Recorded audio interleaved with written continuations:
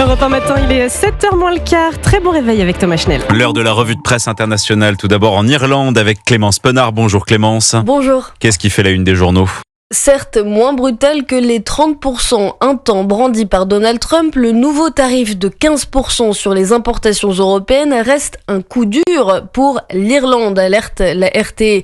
Et pour cause, avec 72 milliards d'euros d'exportation vers les États-Unis en 2024, l'Irlande est le pays de l'Union européenne le plus dépendant du marché américain, explique The Independent. Attirés par une fiscalité ultra avantageuse, les géants américains de la pharma, Pfizer, Johnson & Johnson, ont fait de l'Irlande leur base de production avant de réexpédier leurs médicaments vers les États-Unis. Et Trump menace déjà les exportations pharmaceutiques européennes de taxes allant jusqu'à 250%. D'un simple trait de plume, Donald Trump pourrait précipiter une crise budgétaire à Dublin, résume The Irish Times. Partons maintenant en Espagne, retrouver Nico Salvado. De quoi parlent les journaux espagnols ? De l'intelligence artificielle pour lutter contre les multirécidivistes, la procureure générale de Barcelone veut mettre en place un système pour vérifier plus rapidement si les accusés cumulent déjà plusieurs autres condamnations, explique le journal local Tot Barcelona.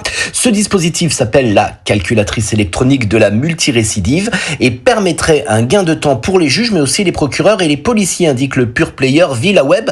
En effet, pour vérifier si les peines prononcées comportent du sursis ou si elles sont cumulables entre elles, ça requiert un long travail humain de vérification qui pourrait se faire bien plus rapidement avec l'intelligence artificielle. Sur le média catalan BTV, la procureure rappelle que la justice espagnole manque de moyens humains et que les tribunaux sont saturés. C'est donc un nouvel outil qui permettrait des procès plus rapides puisque toutes les informations utiles seraient mises à disposition de manière presque instantanée. Le quotidien conservateur La Razón rappelle de son côté que la multirécidive est un véritable fléau à Barcelone. Sur le premier semestre 2025, 266 personnes cumulaient à elles seules plus de 5000 délits. Et dernière étape au Chili avec Joséphine Echelard. Qu'est-ce qui fait la une des journaux ce matin, Joséphine ? Les médias parlent de cette décision de justice. Les héritiers d'Augusto Pinochet devront restituer à l'État la somme de 16 millions de dollars, titre la Radio Cooperativa.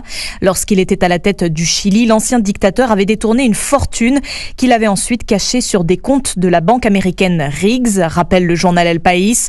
En 2004, l'affaire est révélée. Pinochet est poursuivi pour fraude fiscale et détournement de fonds publics, mais il meurt à peine 2 ans plus tard sans être condamné. 20 ans après toute une série de procès, un tribunal de Santiago vient de donner raison au Conseil de défense de l'État.